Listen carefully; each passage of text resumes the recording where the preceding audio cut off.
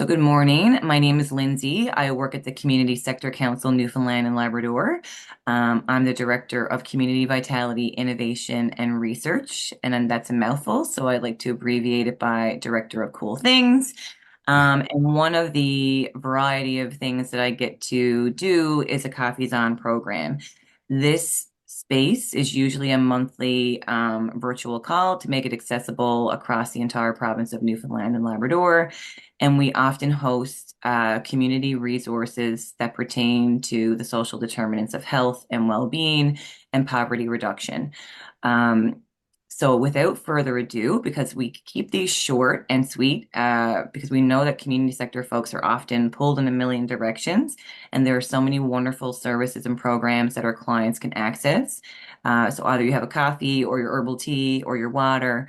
I will pass the virtual microphone over to Susan and Mackenzie, and they're going to talk to you a little bit about March of Dimes Canada, particularly our Newfoundland and Labrador services. Awesome. Thanks, Lindsay. And thanks. It's a small audience, but I'm gonna suggest a mighty audience. We always welcome any opportunity to talk about the After Stroke program. Myself and Mackenzie are here, to service stroke survivors and their loved ones and caregivers in Newfoundland and Labrador. So we're homegrown folk. The After Stroke program has been in our province for about a year and a half, a little bit before that, but I'm going to say in a fulsome way for a year and a half. So thanks for inviting us, Lindsay, to have a chat today. I'm glad it's being recorded, and then people can kind of pick up on it at any time that they're free. So, for those of you who don't know, March of Dimes has been around now for about 75 years. It was started as a group of mothers marching door to door to collect dimes to look for a cure for polio. And here we are 75 years later, and now we have a host of programs and supports and groups for individuals with varying disabilities. Our purpose is to champion equality and empower ability. And empowering ability is certainly something we do with our stroke survivors. Our vision is an inclusive, barrier-free society for people with disabilities across our country. And our mission is to be Canada's leading service provider, resource, and advocate, empowering people with disabilities to live and thrive in communities nationwide. A lot of people may not look at stroke as a disability, but it certainly can leave individuals with disabilities to varying degrees.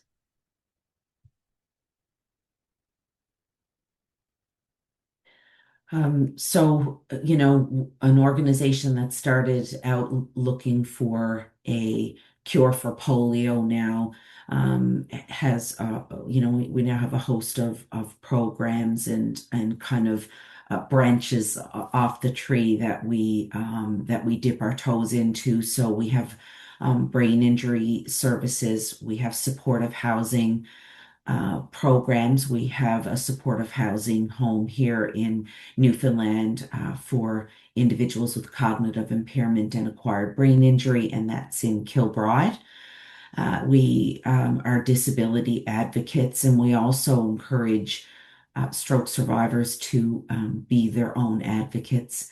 We have technology training and employment services. I'm not sure how familiar any of you might be with the Newfoundland and Labrador, the Health Accord, but our outcomes in this province really, you know, our poor outcomes, I guess, were a highlight, and we have so much room to do better and to take care of ourselves and to take care of each other, and that's what After Stroke was about. Every year in Canada, there are almost 109,000 strokes, and there are close to 1 million people in Canada living with the effects of a stroke. Newfoundland and Labrador has more than 1,400 strokes a year. So not only are we looking to kind of decrease um, people's propensity, say, to have a secondary stroke. But we really try to do some education like today around stroke and how people can kind of um, uh, mitigate their own risk factors. These are some numbers which we kind of think are interesting, that get highlighted when we do needs assessments or when we canvass individuals to from the Heart and Stroke Foundation.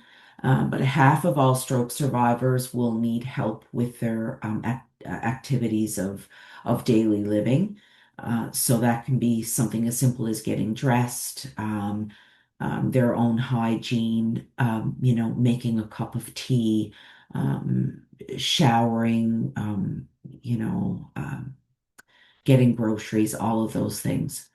Two-thirds of stroke survivors do not return to work within 6 months of their stroke. And this is a scary stat, I guess, when we look at the age of that we're seeing of stroke survivors in the last 4 to 5 years. We're noticing younger and younger stroke survivors. So individuals in their 20s, in their 30s, in their 40s, they still have a lot of work life left in them, but they're not able to return to work because of their deficits. Nearly a third of stroke survivors experience depression. Depression and anxiety and even panic attacks happen in individuals who may not have experienced those things previous to their stroke. Nearly a third of stroke survivors experience aphasia, and that's a communication deficit. And I always say that I really believe that that's probably the cruelest deficit that individuals will experience post-stroke. Uh, when you look at the physical deficits that people can experience, the cognitive deficits, I think aphasia or the ability to, people that have lost the ability to be able to communicate is really, really cruel and it's a tricky one to overcome. A quarter of people over the age of 25 will experience stroke in their lifetime, and a quarter of stroke survivors are under the age of 65.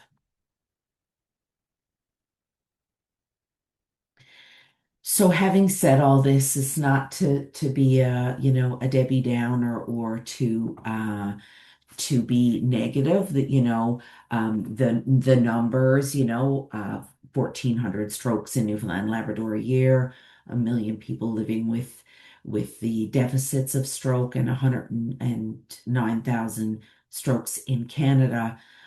Those numbers are telling. And so what do we do about that, right? What do we do with that? But you know the after stroke program, certainly myself and Mackenzie are all about delivering hope to stroke survivors and their caregivers. So a stroke does not have to be a terminal illness. It doesn't have to be a death sentence. Years ago, it certainly was that way. I think individuals would have a stroke and physicians would come in and kind of into their room and kind of say sorry for your loss, right? So there wasn't a lot of hope for stroke survivors, but we're really, really turning that around in recent years, and that's what Mackenzie and I do every day is really try to give people hope. So we do have a vision of a world where everyone that's been impacted by stroke can recover and live with renewed purpose and optimism and inspire others to do the same. And our mission is to deliver person-to-person support, individualized support, educational opportunities, and innovative community-based programs that provide a connection to humanity, hope, and life after stroke.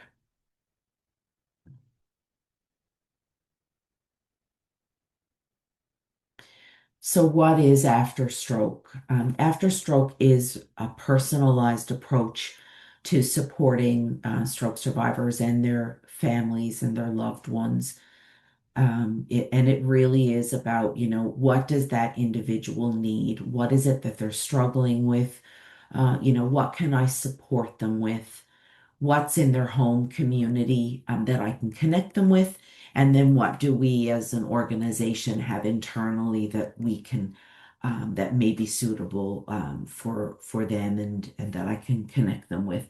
So it's really about meeting people where they're at and then working with them to develop goals and to support them along the way, right? Whether that's a month or a year or 10 years, we're here to kind of help them and meet them where they are. We use evidence-informed programs, so that really drives all the work that we do. We measure our the impact that we have. We'll look at how individuals are doing before they take part in a group and then measure how they've done once the group is finished, say over a 10-week period. So we really drive positive outcomes that are measurable and demonstrate impact. We've also been really, really good at saying, what gaps are in our own communities, right? What is it in Newfoundland and Labrador um, that we can do more of, or that's not out there that we can kind of create or pull together and then facilitate.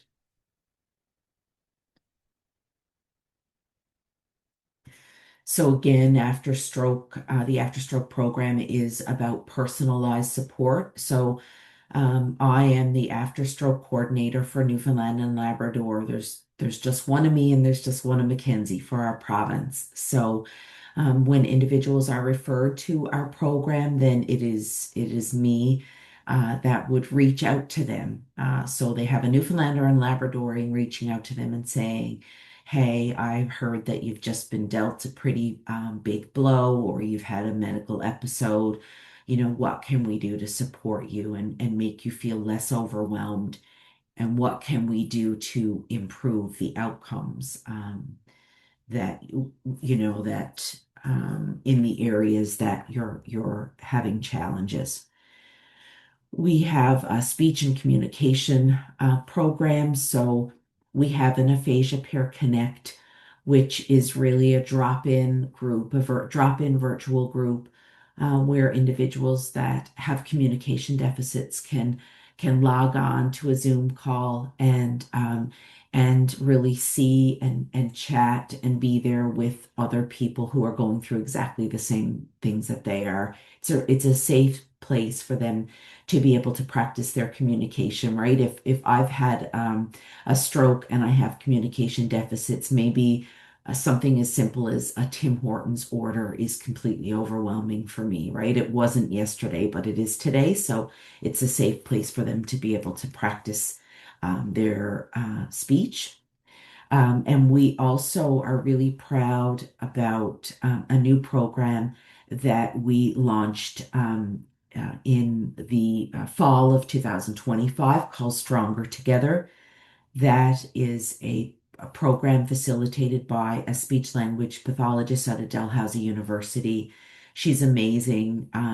She has a group of, between 10 to 20 individuals that she works with over a 10-week period, individuals that have aphasia and their communication partners, and she teaches strategies. So if anyone has ever tried to avail of any speech language um, uh, uh,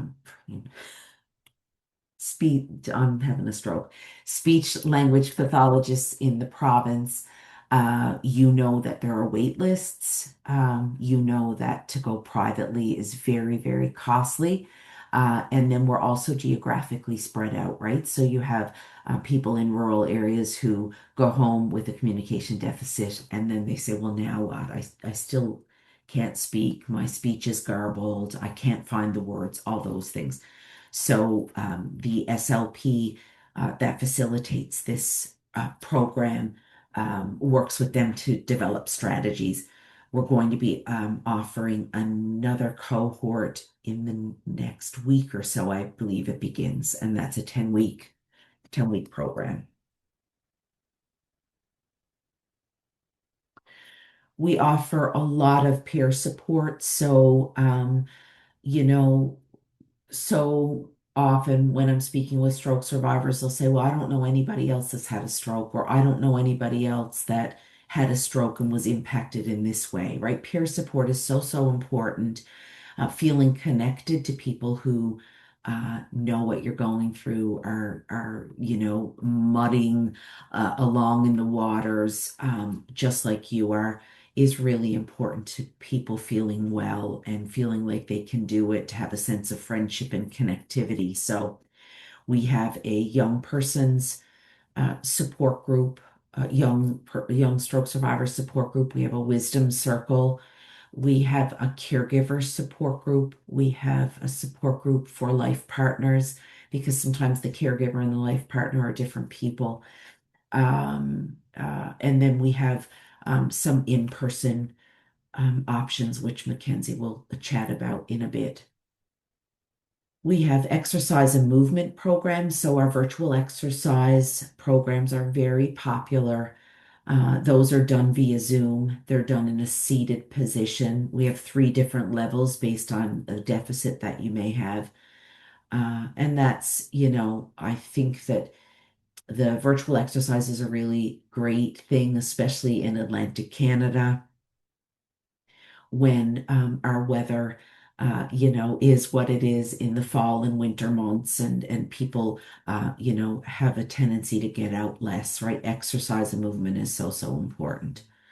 We also offer the GRASP program, which is graded repetitive movements. That's a 10-week program, and that's for anyone with fine motor skills challenges or dexterity. So, trouble opening a jar or trouble buttoning a shirt, things like that.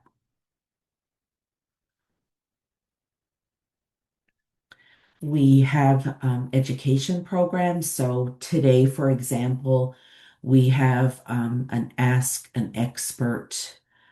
So we'll invite someone with expertise in an area that we don't have the expertise, to do a Zoom presentation, and anyone that is part of our list serve is invited to that. Today it's someone speaking about wills. We've had pharmacists on talking about what a pharmacist can and cannot do for you, which is, great information to have. We have a lot of Newfoundlanders and Labradorians without a physician, so what your pharmacist can do is really important.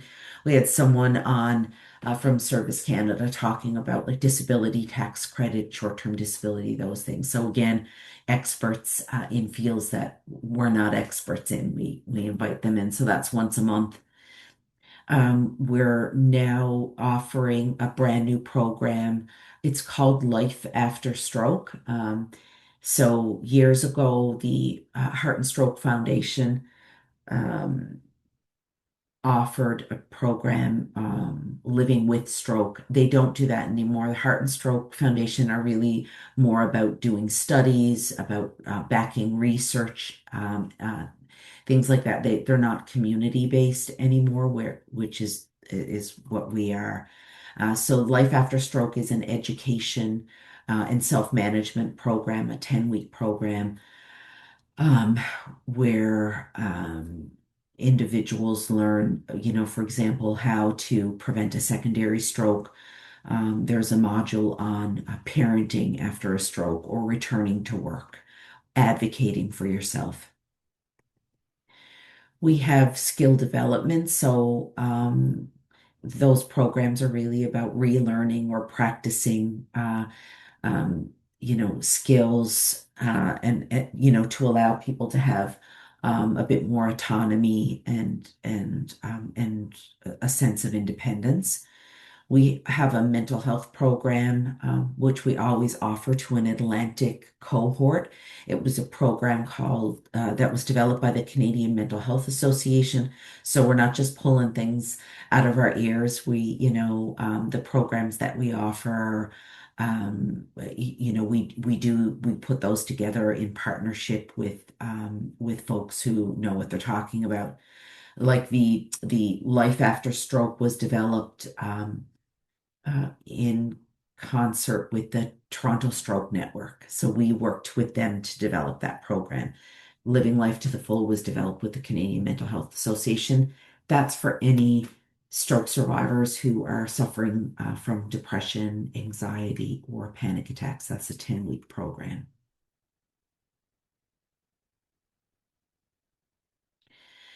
This is a really great slide. It's a snapshot of the programs that I've just chatted about. So, our education programs, skill development and education, speech and communication, exercise and movement, and peer support. So,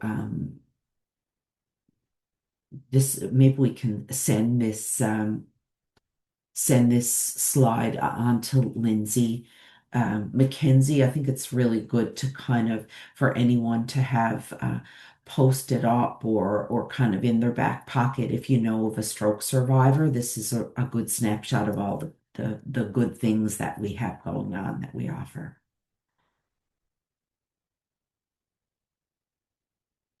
I'm going to hand it over to Mackenzie, and she's going to talk about the things that she knows. She knows more about than I do. So we currently have two in-person community conversation groups in Newfoundland. We have one in St. John's and one in Clarenville. These groups meet once a month and welcome stroke survivors, caregivers, and family members, so anyone impacted by stroke at any age. Each session is facilitated by a trained volunteer who has lived experience with stroke, and this helps ensure that the environment is empathetic, supported, and grounded in real-world understanding. The groups aid in building community and reducing social isolation, sharing lived experiences and practical advice, providing emotional support and encouragement, and helping participants feel more confident and connected as they navigate the recovery. These groups are an important complement to the virtual programs that Susan talked about, as they help create face-to-face connection, which many stroke survivors say they value.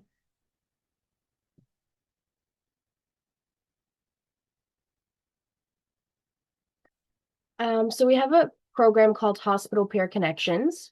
And this program is currently operating at GB Cross in Clarenville and Western Memorial in Corner Brook. We're also very close to having it start at the Health Science in St. John's as well. And the heart of this program is our trained volunteers with lived experience. So these individuals go into hospital and meet with people who have recently had a stroke. And the most meaningful aspect of the program is the ability to make personal human-to-human connections at a time when survivors feel overwhelmed and uncertain about what comes next. These interactions help stroke survivors feel empowered and hopeful as they prepare to transition out of hospital care. The encouragement and shared experience from a peer can make a major difference in confidence and motivation. Ultimately, the program supports survivors in re-engaging in active participants in their recovery, not just receiving care, but feeling prepared and confident to take final steps forward.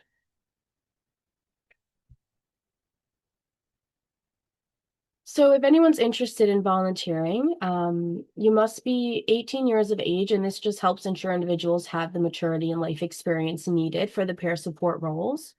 Volunteers must also be a stroke survivor themselves or a caregiver or someone who has experienced stroke.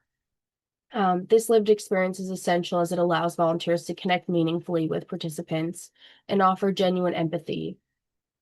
Strong interpersonal skills are also important as volunteers need to be comfortable listening, showing empathy, and communicating with people who may be experiencing fear, uncertainty, and significant lifestyle changes.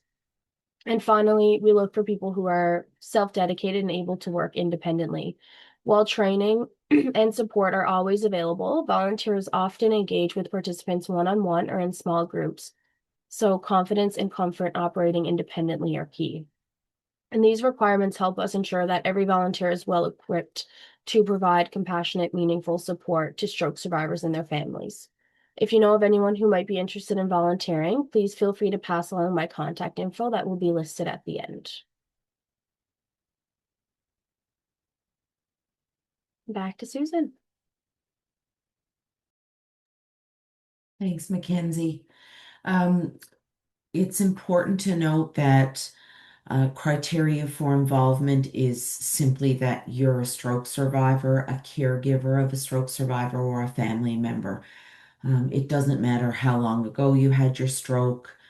If you, excuse me, are still needing support or still wanting to connect with other individuals who understand stroke like you do, then you can plug into any of the programs that I've chatted about, or that Mackenzie has chatted about.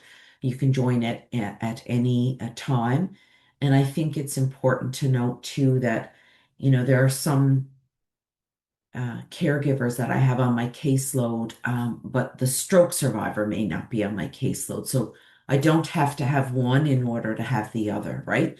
Some stroke survivors will say, well, I don't want any of that nonsense or that business or, but maybe the caregiver is really needing support. And so I don't have to have one in order to have the other. I can have both or just the caregiver or just a stroke survivor.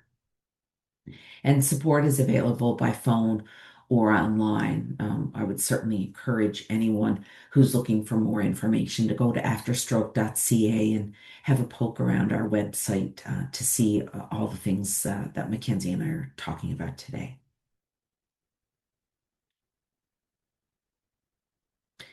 And these are the ways you can reach out to us besides our email that would be on the Zoom link that Lindsay sent out. We have a warm line, a 1-888-540-6666, where individuals can just call and say, I don't know what to do, I don't know where to go, and they can get support that way. Or again, the afterstroke.ca is you know, a great website with all kinds of links and tabs where you can explore our supports and programs. Or you can email afterstroke@marchadimes.ca. So that email and that phone line are monitored really. So if someone from Newfoundland and Labrador was to call or email, they would say, listen, you do have an after stroke coordinator in your province. Did you want me to connect you with her? This is my email and phone number and Mackenzie's email and phone number. If you go away from today's chat and say, geez, I had a question about that, or I have a friend, or I have a family member, and I'd like more information on that, or I think that, whatever they chatted about is interesting. By all means, email us or give us a call. That's what we're here for. We're here for Newfoundlanders and Labradorians, and our goal really is that anyone that's been impacted by stroke at least knows about our program, and then they can plug in as much or as little as they want to. Sometimes that ebbs and flows based on, what people are struggling with or challenged with. But our goal is really that everyone that's impacted by stroke knows about the supports that we do offer. And it's important too to note that everything that Mackenzie and I have talked about today is free. So there's no charge, for the booklets that come along with the program that individuals are, taking part in, or, the in-person groups, the coffee and donuts are there for everyone to enjoy. And, our 10-week programs, it's all free, right? We do as well have a memorandum of understanding with the Department of Health, and the government of Newfoundland and Labrador have been very good friends of ours. But we have a memorandum of understanding that any health professional in any of the care facilities across our province are able to do referrals directly from those care facilities. I think I've covered everything. Yeah. Amazing. Okay. Yeah, Perfect. I've opened the floor up now if anybody has any questions or thoughts. And if not, that's okay too. But certainly feel free to reach out to myself or Mackenzie, at a later date if something comes to mind. Wonderful. I'm just gonna do the virtual wrap up and then we can Yeah. see if I can get you to stop sharing your screen for me for a second. Wanted to thank Mackenzie and Susan from March of Dimes, our Newfoundland and Labrador group.